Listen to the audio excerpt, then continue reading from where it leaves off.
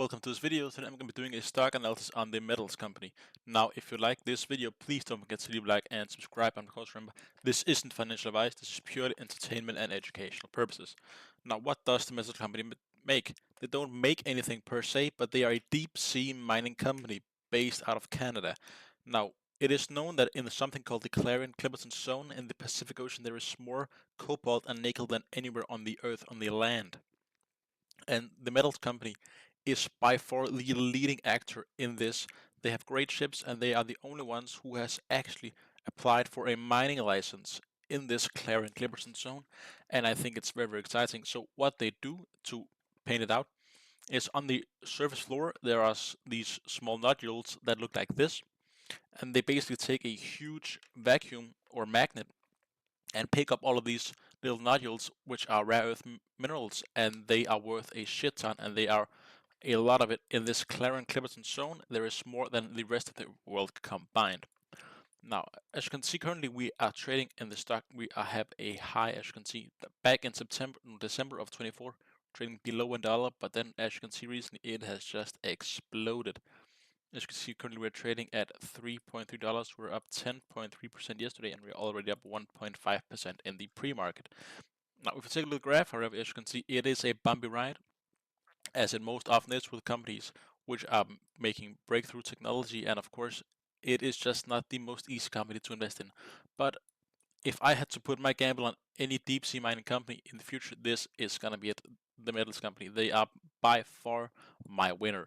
Just the way that they operate, and just the fact that they are the only deep sea mining company that is publicly traded and that has proper backing and is without a huge amounts of debt, and just overall they're just a step ahead. They were also the first one to actually explore deep sea mining properly. Now, as you can see, it's quite a small company with $1.2 billion market cap, so it is a very, very small company.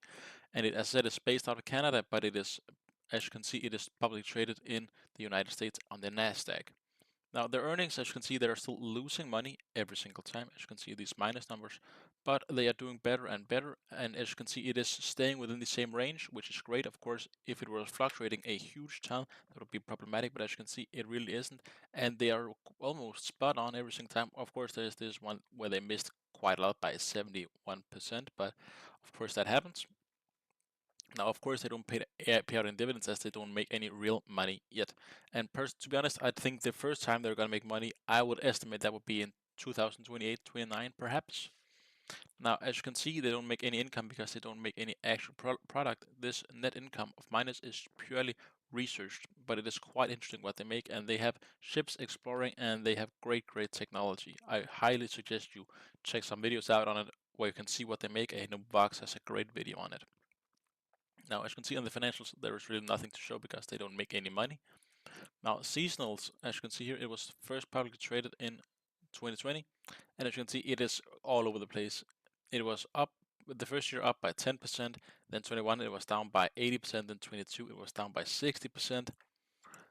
Then in 23 it was up at one point, it was up almost 293%, and as you can see for the year also we're already up by 175%.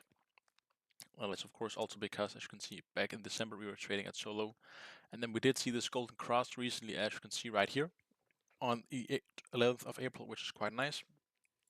And we are also trading a bit more up in the RSI than previously, as you can see here. We've been trading quite a lot below it. Then we do see these small spikes, but here we have proper spikes. As you can see, this stock has also jumped quite a lot, so very interesting. Now, if you don't know what the RSI is, that is the relative strength index.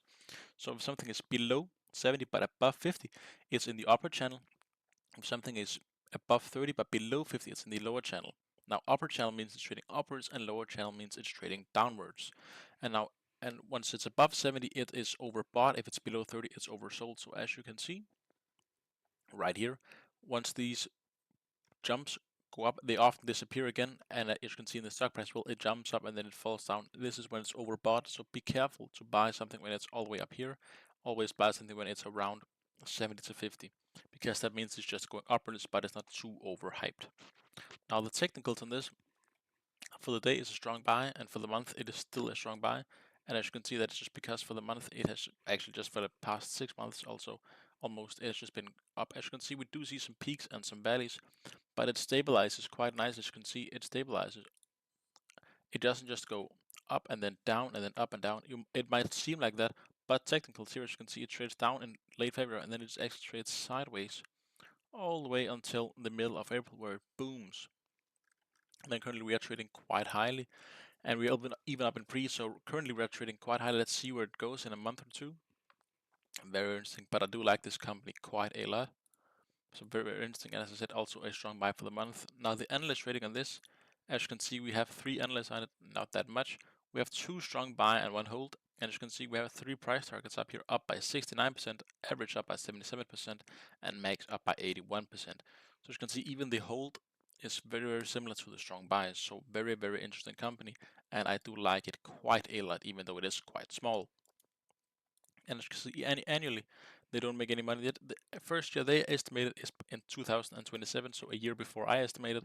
But I think the first year we're going to see proper is going to be in 2028, just because things like this always get pushed a little, because it is, of course, very new territory.